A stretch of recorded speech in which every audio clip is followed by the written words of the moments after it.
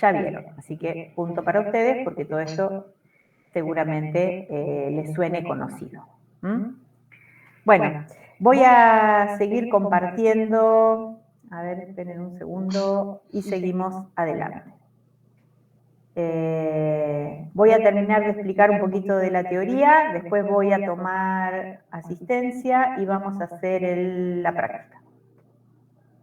Así que, pero todavía queda algo por ver de lo que estábamos hablando antes. No recuerdo si... ¿El PDF después lo sube al campus? Sí, sí, sí. Buenísimo. Lo voy a subir al campus. Tengo que configurar el campus y subir todo el material. Así que ahí va a estar.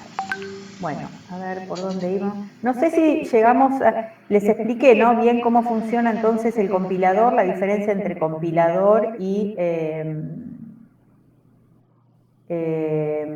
intérprete. ¿No terminé de explicar el intérprete? Intérprete no. Bueno, compilador agarra todo el lenguaje, el programa en el lenguaje de alto nivel y lo traduce todo al lenguaje de código de máquina y lo deja en un programita ejecutable que lo usamos cuando queremos.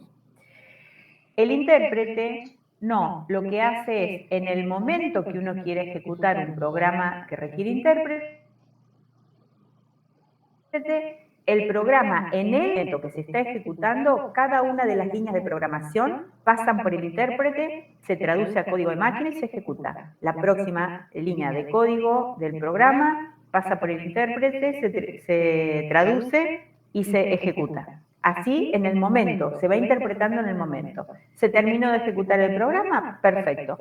¿Queremos volver a ejecutar ese programa otra vez? Entonces necesita otra vez ser interpretado en el momento que se está ejecutando. Otra vez, en el momento, se va interpretando y se va traduciendo al código de máquina. Entonces la diferencia es que el compilador ya nos deja un archivo en código de máquina y ese archivo lo usamos todas las veces que queremos. El intérprete no. Cada vez que ejecutamos el programa requiere ser interpretado todas las veces que lo ejecutamos. Bueno, cuando nos referimos al set de instrucciones, cuando hablemos de set de instrucciones, van a ser todas las instrucciones que la computadora pueda ejecutar, que el procesador pueda ejecutar. Entonces, nosotros si tenemos dos empresas diferentes, por ejemplo, un procesador Intel, un procesador AMD, los dos van a tener el mismo set de instrucciones, porque van a poder ejecutar las mismas instrucciones. Si no, si tengo una computadora, puedo ejecutar algunas cosas y no me andan en una AMD, y eso no funciona. Entonces, el set de instrucciones es el mismo y es compartido por dos CPUs diferentes, por dos procesadores diferentes. ¿Está bien? Quizás cada marca tenga su microarquitectura, es cómo está diseñado internamente ese procesador, pero las instrucciones que pueden ejecutar, ese set de instrucciones es el mismo. ¿Alguien levantó la mano? Sí, sí. Por ahí a otros le queda la misma duda o no, para ver si no entendí bien. Sí. Entonces, con el intérprete, por ejemplo, podríamos hacer correr el programa y detectar en alguna línea particular donde no funciona porque se detendría ahí la ejecución. Sin embargo, con el otro, no, el programa directamente no corre y no sabemos dónde está. Sí, con los dos podés saber, ¿sí? Cuando se utiliza un compilador, antes de compilarlo y ya dejarlo definitivo el programa ejecutable, se realiza una especie de prueba antes y también te va diciendo si ese programa tiene algún error en alguna línea, te lo detecta. O mismo el compilador te dice, mira, hasta acá puedo compilar, pero esto no porque acá hay un error. Ya te lo tira también el error. Entonces uno... O sea, los dos tienen la misma función, es decir, no vas a tener problema con ninguno de los dos. ¿Alguien levantó la mano? Sí. Dijiste que se utilizaba por lo general en lenguajes de alto nivel para pasarlo a lenguaje de máquina. Entonces, ¿no sería tan necesario cuando son lenguajes de bajo nivel?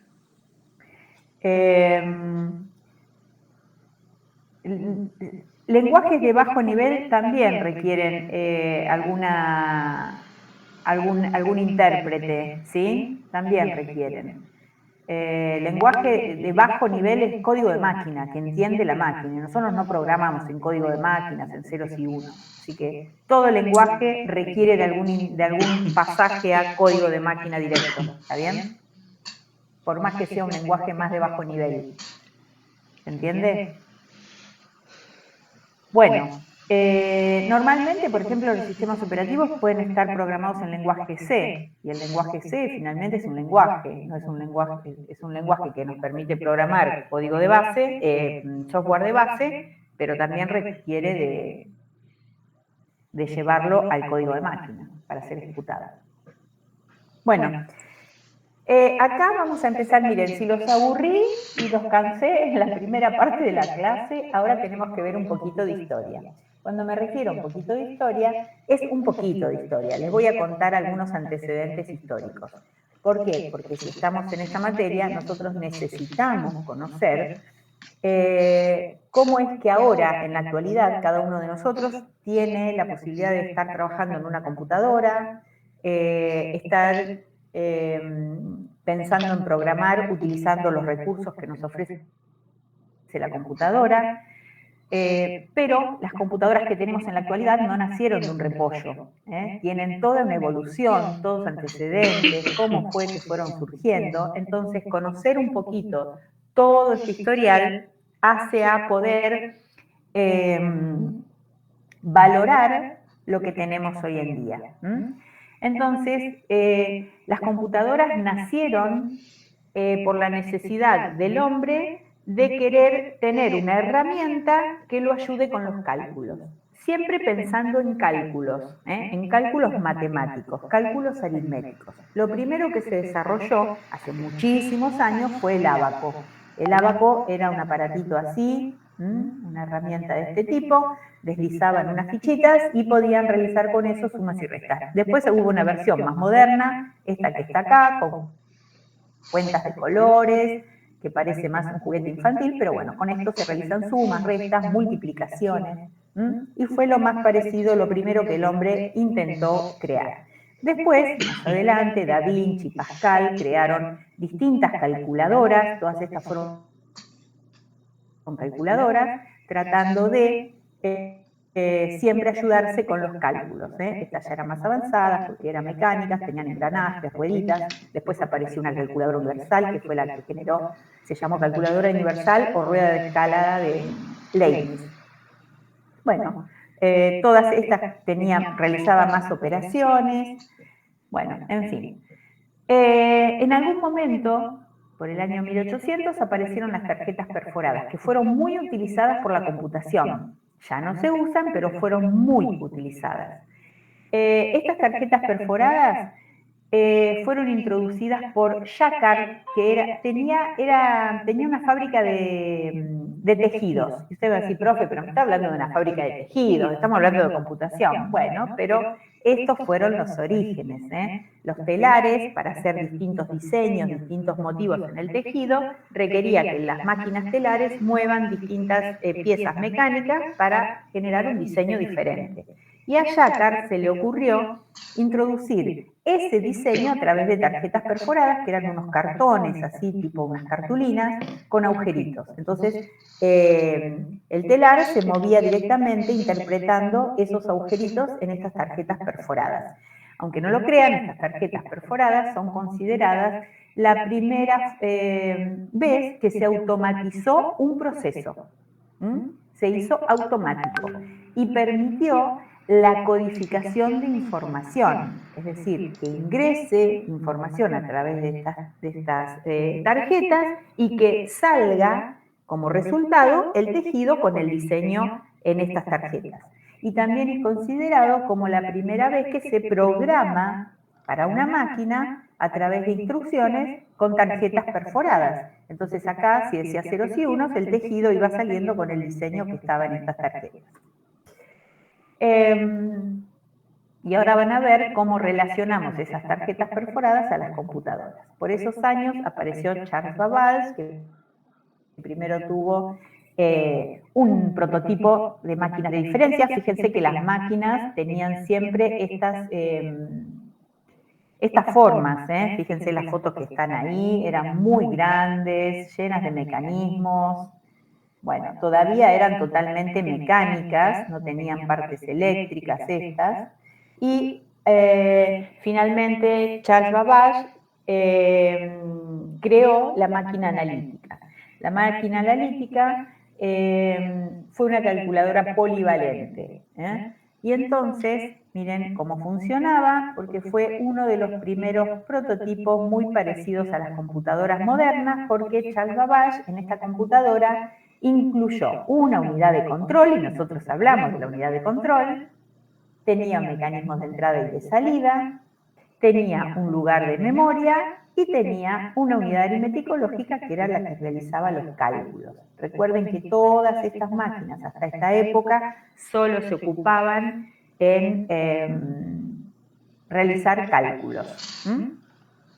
Lo que tenía de particular esta máquina analítica es que la entrada de esta máquina, entrada y salida, se realizaba a través de tarjetas perforadas similar al telar. Ahí está la foto de la máquina. Y les voy a presentar a Ada Byron. ¿Alguien conoce a Ada Byron? ¿Escucharon hablar? No, yo creo que fue la primera vez. Bueno, es de hace muchos años. ¿La Ada primera Byron, programadora? sí, muy bien, fue la primera mujer programadora. Hace muchos años, era una mujer joven, matemática, y fíjense que todos los que, la característica que tienen todos estos desarrollos que hicieron de tratar de hacer calculadoras o estas primeras computadoras, eran todos científicos y matemáticos. Ada Byron se considera la primera mujer programadora porque introdujo el primer programa a través de tarjetas perforadas. Ella en esa época había ido de visita con su familia a los telares, que recién les conté que usaban las tarjetas perforadas, y le pareció interesante, como era colaboradora de Charles Babbage, entonces quizás escribir la programación para la máquina analítica de Babbage en tarjetas perforadas, y así lo hizo. Entonces fue la primera mujer programadora que introdujo un programa en esta máquina analítica de Charles Babbage.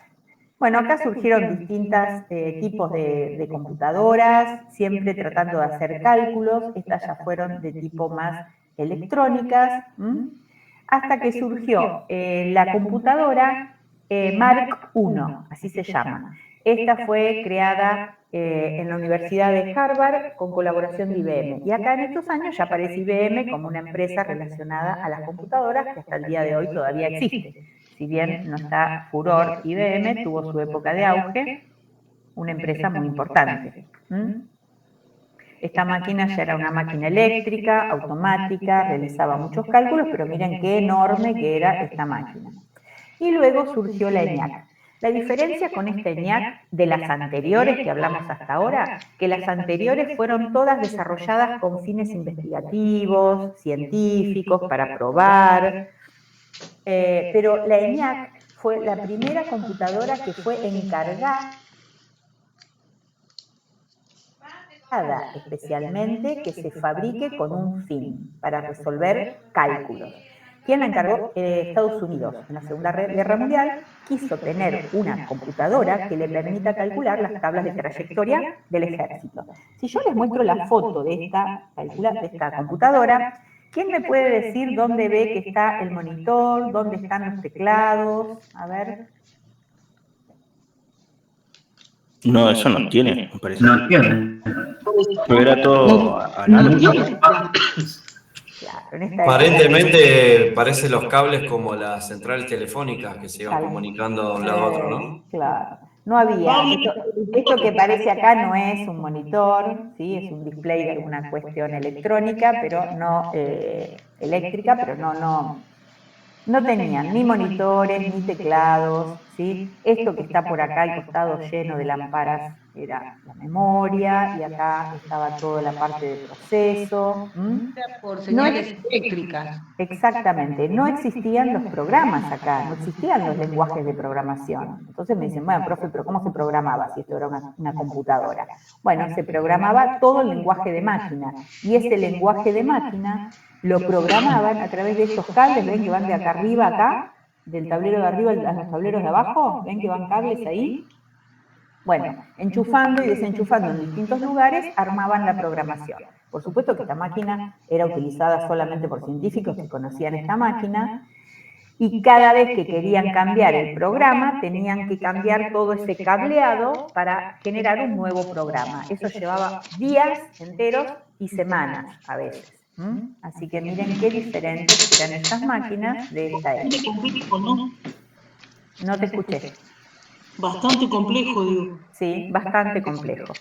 Bueno, estas máquinas eran muy pesadas y trabajaban así, con esto que se ven en estos tableros, que son lámparas, se llamaban tubos de vacío, que eran lámparas, generaban calor, consumían mucha energía eléctrica, tenían que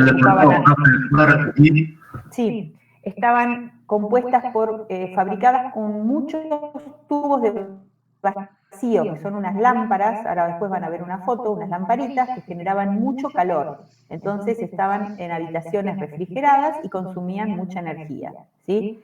Imagínense que esta máquina tenía 18.000 tubos de estos, así que generaba mucho calor. Profe, ¿esas son las mismas lámparas que traían las televisiones, los televisores? Parecidas, sí, esos tubos de vacío, sí, sí, parecidos a esos. Habrán evolucionado se reemplazan porque el después por televisor los apareció transistores, ¿puede después. ser? Exactamente, exactamente, funciona exactamente igual. Bueno, después apareció la EDVAC. La EDVAC, ¿por qué la vamos a nombrar? Porque hubo otras computadoras, porque la diseñó von Neumann. Von Neumann era un matemático, y von Neumann sí que fue importante en la evolución de las computadoras porque introdujo dos cosas que hasta el día de hoy las seguimos usando. Existen las computadoras, nadie todavía inventó algo diferente. Lo primero que introdujo von Neumann fue, hasta la EDVAC, todas las computadoras utilizaban, como realizaban cálculos, ¿no? Utilizaban el sistema de numeración decimal, es decir, los dígitos del 0 al 9. Von Neumann incorporó el sistema binario a la computadora, y hasta el día de hoy lo seguimos usando, el sistema binario. Y otra cosa que introdujo von Neumann es que hasta las computadoras anteriores utilizaban en la memoria, solamente almacenaban datos.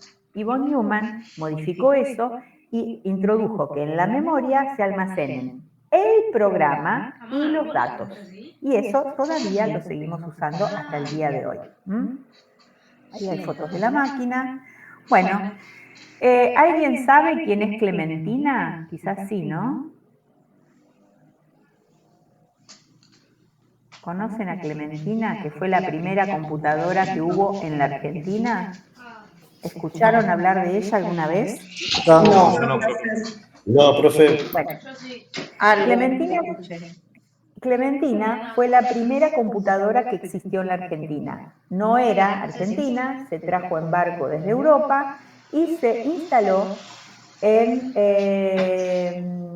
Ciudad Universitaria, en la Facultad de Ciencias Exactas de la UBA, que está ahí cerca de la cancha de River, por donde está Aeroparque, para ese lado, si se ubican, en Capital. Bueno, fue instalada ahí. Por supuesto que era una máquina grande, toda una habitación, se usó con fines científicos, educativos, y también se usó con fines comerciales.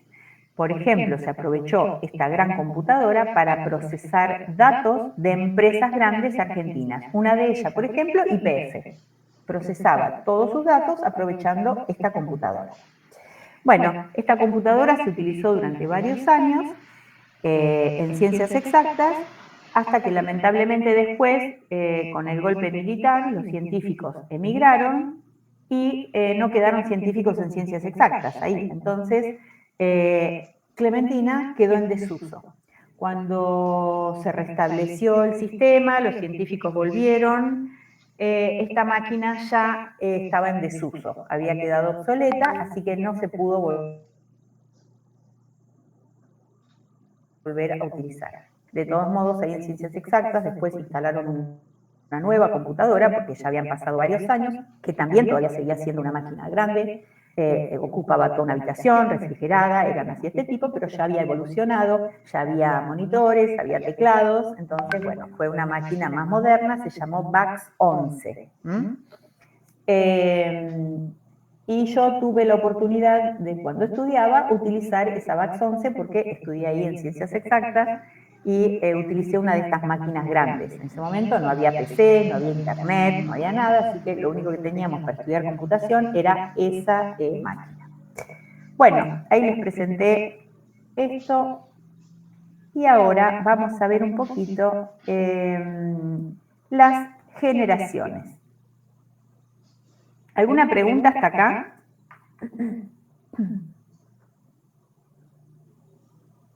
¿Están ahí? No, ninguna pregunta. Sí, profe, no hay ninguna pregunta, gracias. Bueno. Estamos acá, profe. Bueno, me alegro. Estamos escuchando. Bueno, vamos Nos a quedamos ver callados porque por ahí es más fácil que pregunte si alguien tenía preguntas, Bueno. antes que decir todo. si alguien llega a escribir algo en el chat, que alguien encienda su micrófono y me lo lea, por favor. Bueno, acá lo que vamos a ver brevemente es la primera, la segunda, la tercera. ¿Alguien sabe por qué generación vamos de las computadoras? Porque van categorizadas según la época en generaciones. Sucedieron cosas a lo largo de la historia que marcaron que se vayan numerando por número estas generaciones. ¿Puede ser, profe, que vamos por la quinta? Muy bien, vamos por la quinta. Algunos autores dicen que vamos por la sexta, pero la tendencia es que estamos en la quinta. Todavía no hay evidencia de que se haya producido algo que cambiemos a la sexta generación. Así que la mayoría de los autores dicen que estamos en la quinta generación. Bueno, la primera generación son todas esas máquinas enormes que recién le conté, que usaban estos tubos de vacío, no había lenguajes de programación de alto nivel, todo era lenguaje de código de máquina. El cambio que hizo que pasemos a la segunda generación fue, como recién alguien dijo, se cambiaron esos tubos de vacío por transistores. Acá hay distintas formas de transistores. Estos transistores reemplazaron las lámparas, se hicieron más chiquitos, consumían menos electricidad, generaban menos calor. Bueno, y eso hizo que los equipos también reduzcan su tamaño. Y otra cosa que se empezó a incorporar es que el almacenamiento se hacía en cintas magnéticas o discos magnéticos. Todavía se utilizaban las tarjetas perforadas, pero se incorporaron las cintas magnéticas. Y aparecieron los primeros lenguajes de programación como el Fortran y el COBOL. Todavía acá no había sistemas operativos. Bueno, acá vamos a seguir. Esas eran las formas, no sé si las vieron. Ven que las computadoras ya se achicaron, no son esos armatostes enormes, ya eran máquinas así un poco más chicas. Bueno, acá marca un poquito cómo se utilizaban esas cintas, porque los trabajos se hacían por procesamientos de lotes. La computadora principal ya no recibía directamente las tarjetas perforadas porque se tardaba mucho en leerlas. Entonces, directamente había una máquina auxiliar que le cargaban las tarjetas perforadas, se cargaban todos los datos a cintas y estaban todos los datos en cinta. Entonces, ya directamente se agarraba una cinta, se la cargaba a la computadora principal, que era muchísimo más rápido, y la computadora principal se ocupaba de procesar los datos, mientras que se iban cargando quizás en otras cintas lotes de otros datos. Y se devolvía el resultado en cintas, que después por otra máquina auxiliar se imprimían. Entonces esto ganó velocidad, este proceso por lotes ganó velocidad porque la computadora principal se encargaba solamente de procesar datos de manera mucho más rápida. Bueno, el quiebre a la tercera generación se produjo cuando se inventaron los circuitos integrados. Y fíjense que hasta acá siempre estos cambios de generación vienen marcados por la evolución de la electrónica. Entonces, estos circuitos integrados es como si hubiese muchos transistores en uno solo.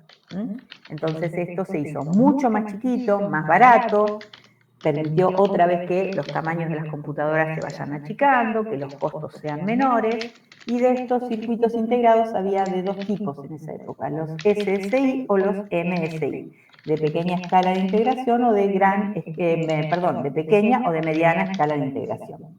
¿Sí? Bueno, fíjense que las computadoras también tenían esta forma. Esta, por ejemplo, es una Texas Instruments, que fue una marca que en esa época fabricó y vendió muchas computadoras. Y algo que apareció en la tercera generación es la multiprogramación. ¿Qué es multiprogramación? Cuando puede haber más de un programa en memoria, porque hasta antes había un solo programa en memoria. En la tercera generación recién apareció esto de que en memoria pueden estar a la vez dos programas en ejecución. Uno utilizando la CPU y el otro quizás realizando alguna operación de entrada-salida. Miren estos cuadros que a ustedes les va a interesar para tener de ayuda a memoria. Los años a mí no me interesan, yo no les voy a estar preguntando nunca en qué año pasaron esas cosas, por supuesto que ustedes tengan idea, miren los años, pero no va a ser pregunta de examen, por ejemplo. Tenés el chip, pero la línea es toda... ¿Qué año? Pues si no ya nos vamos a historia, pero sí la evolución en cuanto a la tecnología. Acá en esta generación aparecen los circuitos integrados.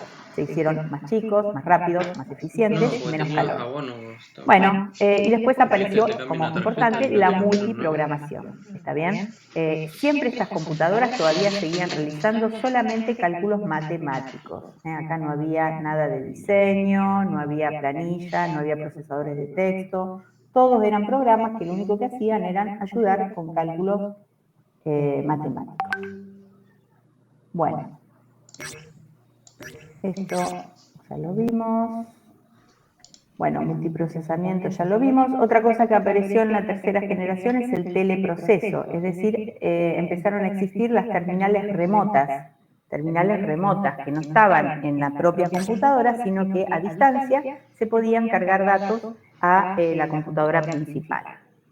Y algo fundamental es que en esta generación aparecieron los sistemas interactivos, que significa que dejaron de ser procesamientos por lotes, donde se le daba todo un volumen de datos a la computadora procesaba sin interacción con ningún usuario, y en la tercera generación aparecen los sistemas que son interactivos, entonces donde hay un usuario que a medida que el programa se va ejecutando puede interactuar con ese procesamiento. El tiempo compartido es que la CPU empezó a compartirse entre distintos programas que se están ejecutando a la vez. ¿Está bien? Entonces, todo esto fueron evoluciones de la tercera generación. Entonces, no es que un programa se empiece a ejecutar de principio a fin, sino que la CPU se va alternando por tiempo, el programa 1, otro tiempo se ejecuta el programa 2. Esto se llama tiempo compartido de uso del procesador. Aparecieron los sistemas multiusuarios, puede haber más de un usuario ejecutando una tarea. Y eso se llama también multitarea. Un sistema multiusuario es multitarea en la computadora porque se están ejecutando más de una tarea. Y acá, algo que a nosotros nos va a interesar es que apareció ya en esta época el concepto de la máquina virtual. Bueno, nosotros ya hablamos de lo que es la máquina virtual, ¿no? Crear una computadora virtual dentro de nuestra misma computadora real. En esta época apareció el primer sistema operativo, que es el sistema operativo para la máquina IBM 360, y se llamó OS 360. Acá apareció el primer sistema operativo. Y fíjense que las pantallas, los monitores de esa época eran así, o verdes con letras negras, o fondo negro con letras blancas, o con letras verdes, depende de la marca de la computadora. Pero eran todos así. Entonces acá no había entorno gráfico, no teníamos un Windows con ventanas, con mouse, todo se manejaba desde el teclado y escribiendo comandos en la pantalla. Escribían un comando y desde ahí se ejecutaban los programas. ¿Está bien? Entonces todo se manejaba por estas líneas de comando. Ya vamos a ver la diferencia. Después aparece... Acá, en la cuarta generación, es cuando aparece la interfaz gráfica. Después lo vamos a ver. Bueno, las computadoras, fíjense que se hicieron más chiquitas, pero lo que pasó acá es que aparecieron los microprocesadores. Los que tenemos hoy, los chips de procesadores, ya aparecieron en estos años y marcaron el quiebre de la cuarta generación. Estos eran clasificados, ¿sí?, los circuitos, como LSI, circuitos de gran escala de integración. Entonces, esto hizo que el proceso sea muchísimo más rápido, que las computadoras puedan procesar mucho más rápido, empezaron a tener más cantidad de memoria como procesaba tan rápido, entonces podían darle más datos para que los procese. Y acá hay unos ejemplos de algunos procesadores.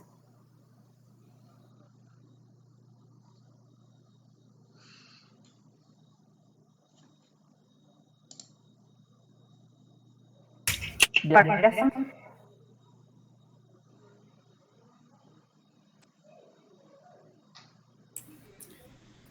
¿Se les colgó a todos? Más baratas, y ahí es cuando las PC. Profe, Se cortó. Se colgó un par de Estaba hablando de procesadores. Para mí, Microprocesadores. la profe paró de golpe y nos está troleando. Sí, parecía. A ver, ¿ahora me escuchan? sí. Sí, ahora sí. Bueno, ¿qué escucharon hasta acá de los procesadores? Claro, hasta Bien, ahí. que hagas un... Bueno, muy bien. Entonces, estos esquemas que están para cada generación, les decía que a ustedes les va a venir bien. Ahí está. ¿Me escuchan ahora?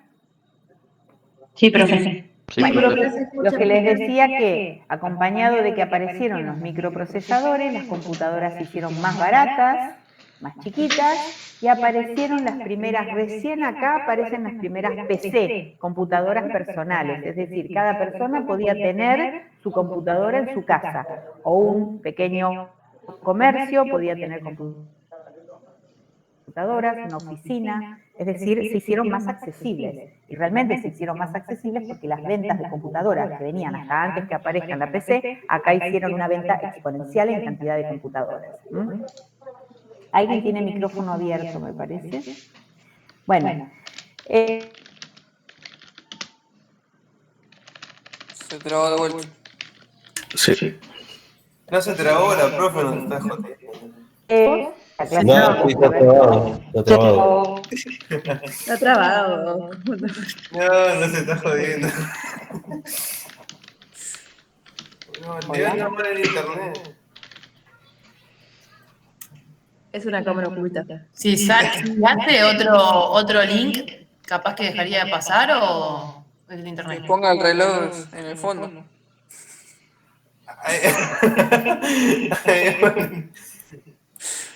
¿Me escuchan a mí? Se queda congelada hasta la imagen, profe. Sí, se va la imagen y se corta su voz, pero ahora se la escucha. ¿Ahora me escuchan bien? Bueno. Por ahí sí corta la cámara, profe. Ah, Que la escuchemos, pero sin la cámara, y cualquier cosa le avisamos si se llega a colgar de nuevo. bueno, ok. Es que yo pensé que había apagado la cámara porque siempre apago para que justamente no pase esto. Bueno, a ver, un segundo. Que apago mi cámara. Ahí está. Bueno, a ver si ahora... No, este no era, este ya lo vimos, acá.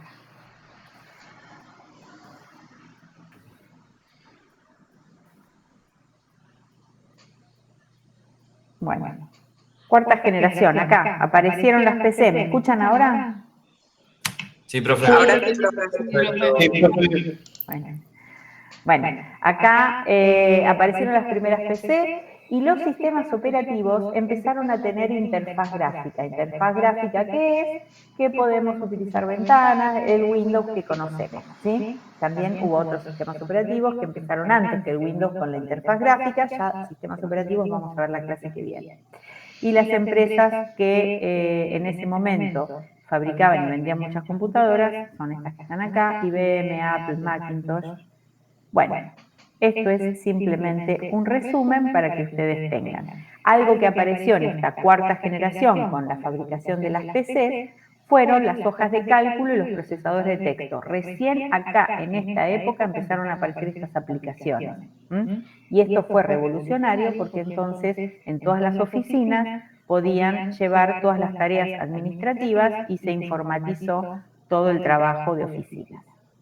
Bueno, esto ya lo vimos. Bueno, y acá vamos a ir a la quinta generación. En la quinta generación acá no hubo un descubrimiento desde la parte electrónica, que fue la que fue marcando todas las generaciones. Pero sí hubo cuestiones que marcaron el cambio de generación, que fue la arquitectura RISC, que es que a partir de este momento el set de instrucciones se hizo reducido. Antes era un set de instrucciones más grande, el set de instrucciones es este que puede interpretar la computadora, antes eran instrucciones muy largas y a partir de acá se redujeron. Tiene que ver con el funcionamiento interno de la computadora. Aparecieron los pipelines, así que estos, bueno, son tuberías y nosotros vamos a ver tuberías y vamos a manejar tuberías desde el sistema operativo para trabajar con archivos, no es nada difícil ni nada raro, es una técnica que permite un proceso, termina de ejecutar y genera una cierta información y esa información que genera ese proceso inmediatamente lo toma otro proceso, sin que sea guardado en un determinado archivo, por decir así. Ya van a ver lo que son las tuberías. Bueno, la superescalaridad, la velocidad del procesador, se generaron los distintos niveles de caché, que la memoria caché es una memoria intermedia entre la memoria RAM, memoria principal, y el procesador. La función que cumple la memoria caché es que tenga el procesador una mejor velocidad, más rápido acceso a la memoria caché. La memoria RAM tarda más, en cambio una memoria caché es mucho más rápido acceder ahí a los datos para acelerar el proceso de ejecución de los programas. Bueno, y algo que marca esta quinta generación es que como las computadoras crecieron tanto y tienen tanta capacidad de memoria, a ver, acá. Se empezó a poder almacenar mucha información. Los objetivos que se tenían para esta quinta generación era poder comprender lenguaje hablado, reconocimiento de formas, lectura de información escrita, y nosotros ya tenemos todas esas aplicaciones que los podemos, que las computadoras ya lo pueden realizar, ¿no?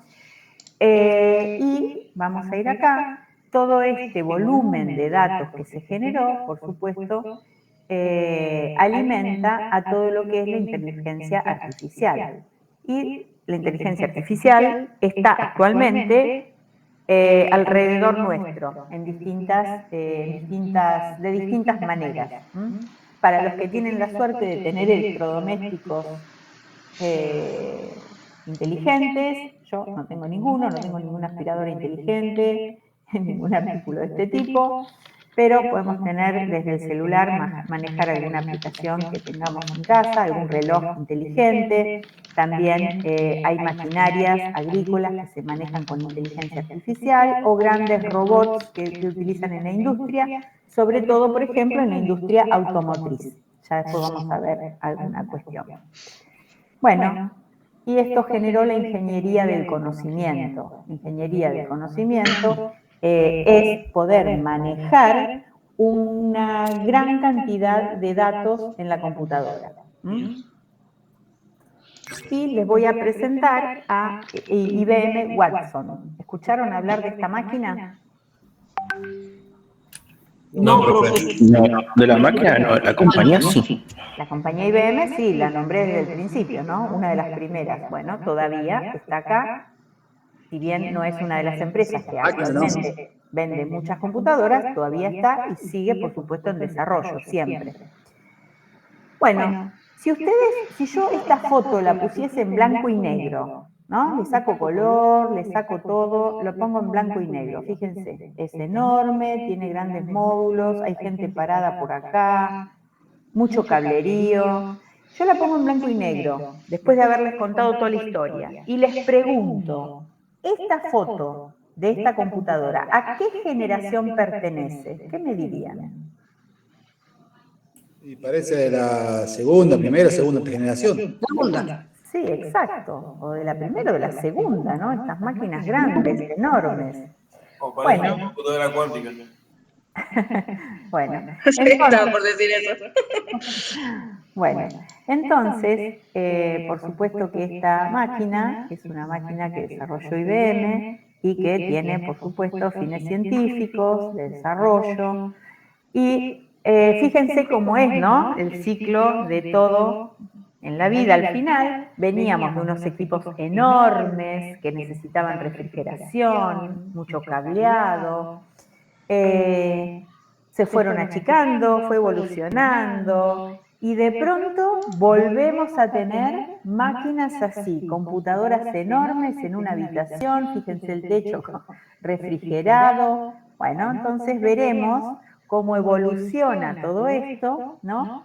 Para ver qué es lo que va a provocar el cambio a la sexta generación. Particularmente yo creo que no estaremos muy lejos de que se produzca algún cambio de generación, pero veremos de la mano de qué innovación se produce ese cambio, pero solamente es opinión, ¿sí? Bueno, ¿hasta acá hay una duda? No. No, profe. Bueno, espero no haberlos aburrido tanto. Fíjense que al final acá tienen un resumen donde dice primera, segunda, tercera, cuarta y quinta, y quizás esto sea lo único que les interese a ustedes de todo lo que les estuve contando, ¿sí? Bueno, voy a volver un poquito para atrás. Acá hay unas actividades que ustedes pueden entrar, son unas preguntas que ustedes tienen que contestar multiple choice, no son con entrega, son simplemente para que ustedes las puedan hacer y puedan entonces fijar los conceptos acerca de las generaciones. Por supuesto pueden usar después el material que yo les voy a subir para poder hacer esas actividades. Y vamos a seguir acá. Von Neumann, ya hablamos. ¿Eso sería para la clase que viene o...? No, las hacen ustedes como ayuda a memoria para recordar todos los que vimos, para fijar conceptos principales. Ah, pero para nosotros. Para ustedes. Ah, ok. Pero háganlas, o sea, mi recomendación es que las hagan. Sí. ¿Está bien? Bueno. Profe, ¿eso lo subiría entonces al campus? Supuestamente. Sí, ya está habilitado, así que el fin de semana lo voy a hacer porque mañana tengo clases todo el día, así que no voy a poder, pero el fin de semana lo voy a subir. Van a recibir un mail que ya está todo el material subido. Bueno, de la unidad de control de la máquina de von Neumann ya hablamos, lo que hizo von Neumann. Acá me quiero detener un poquito, nos falta muy poco para terminar esta teórica, así que denme unos minutitos más, no sé qué hora es. Re bien, vamos. Espero no haberlos aburrido mucho porque esta clase es tan teórica, pero bueno. Yo les conté hoy de la unidad de control, que es donde se ejecutan las instrucciones. Está todo ese ciclo de instrucciones, ¿no? Se lee una instrucción, se guarda en un registro, se decodifica en microinstrucciones, se ejecuta y se va llevando la cuenta, ¿no? Se lleva la cuenta, acá hay un registro contador, se ejecutó la 1, ahora la 2, después la 3, bueno, entonces hay un registro de instrucción donde se guarda la instrucción que se va a ejecutar, también hay otro registro que lleva el contador de esas instrucciones, bueno, y este ciclo es el que se hace permanentemente en el procesador mientras se están ejecutando los programas. Bueno, todo este ciclo se va ejecutando, un ciclo de estos va llevando el movimiento de todo esto gracias a que tiene un reloj interno, el procesador, que le va marcando los impulsos eléctricos a intervalos constantes de tiempo. ¿Sí? Marca impulsos, impulsos, y con cada impulso cambia la instrucción, cambia la instrucción, cambia la instrucción. Es decir, se provoca un ciclo de ejecución de instrucción con cada impulso de este reloj. Entonces, el que marca definitivamente la velocidad con el que se van a estar ejecutando las instrucciones, lo marca este reloj. ¿Alguien me puede decir qué velocidad tiene su procesador? 3,7 GHz. 3.7 GHz. ¿Todos saben cómo encontrar esa velocidad?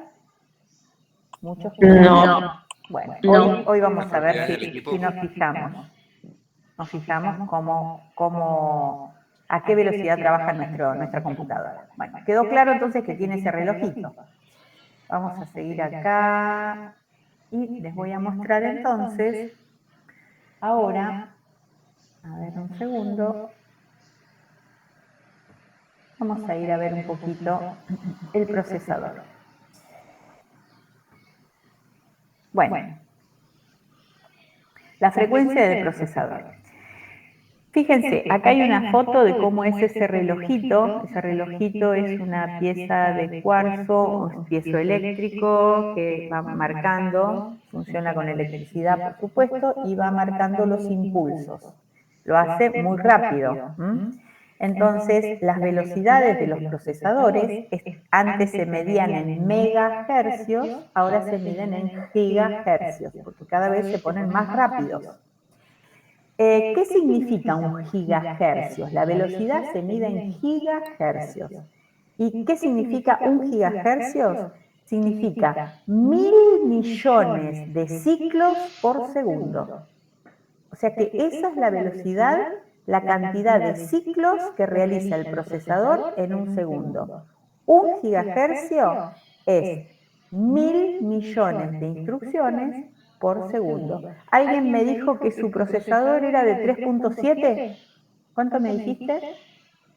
Sí, 3,7. Bueno, 3.7, 3,7. Entonces significa que son 3.700 millones de ciclos por segundo. Y si sabemos que en cada ciclo del procesador se ejecuta una instrucción, van a ser 3.700 millones de instrucciones que se ejecutan en un segundo. Bueno, acá está lo que recién les expliqué. Acá, por ejemplo, hay una comparativa entre un procesador Ryzen 7 y un Core i7. Entonces, fíjense que todos los procesadores van a traer esta información, frecuencia de base y frecuencia turbo. Significa que puede ejecutar, su velocidad va a ser entre este valor y este valor para el Ryzen 7 y entre 3.6 y 4.7 para un Core i7. Bueno, ¿qué significa? Bueno, lo que dijimos recién, que para este Ryzen 7 es entre 3.700 y 4.300 millones de instrucciones por segundo. Entonces, cada uno va a saber cuál es la velocidad para ejecutar. Si bien en los procesadores viene escrito así en el procesador, en el chip del procesador, viene escrito cuál es la velocidad, se puede aumentar, utilizando la técnica de overclocking, aumentar la frecuencia, es decir, la frecuencia del reloj, que marque los impulsos más rápido, ¿sí? Eso que va a hacer que el procesador trabaje más rápido, ¿sí? Estamos forzando a que el procesador trabaje a mayor velocidad que quizás lo que indica el fabricante. ¿Para qué se hace? Y para obtener un mejor rendimiento de la computadora. Y no tener que comprarme un procesador nuevo más rápido. Bueno, pero esta técnica, miren lo que va a pasar, miren lo que va a pasar. Ojo las desventajas de la técnica. Esta técnica, a veces forzamos ese procesador y puede provocar inestabilidad del sistema. Si lo usan para videojuegos, el juego se puede ver entrecortado, se puede congelar, puede tirar mensajes, puede tener desconexión. Bueno, eso sería en cuanto a demostrar que el sistema está inestable y que no está soportando bien el overclocking. Pero a pesar de que lo soportara bien, forzar a trabajar más rápido al procesador genera que le reduce la vida útil al procesador. ¿Está bien? ¿Por qué? Porque genera, al ser más rápido, cuanto más rápido es, más calor genera, entonces hay que tener controlada la velocidad del procesador para que no se estropee, que siga funcionando. Y si el procesador es un procesador nuevo que todavía está en garantía y nosotros ya lo queremos poner a trabajar forzado y ese procesador le pasa algo, pierde la garantía. Entonces, bueno, ojo con eso, hay mucha gente que lo usa, por supuesto, pero genera, un deterioro en el procesador. La vida útil va a quedar reducida. Sí. No solo en el procesador, ¿no? Sino que también influye en las, ¿cómo es? En las fases de energía de la madre también. Sí, todo trabaja forzado ahí también, sí.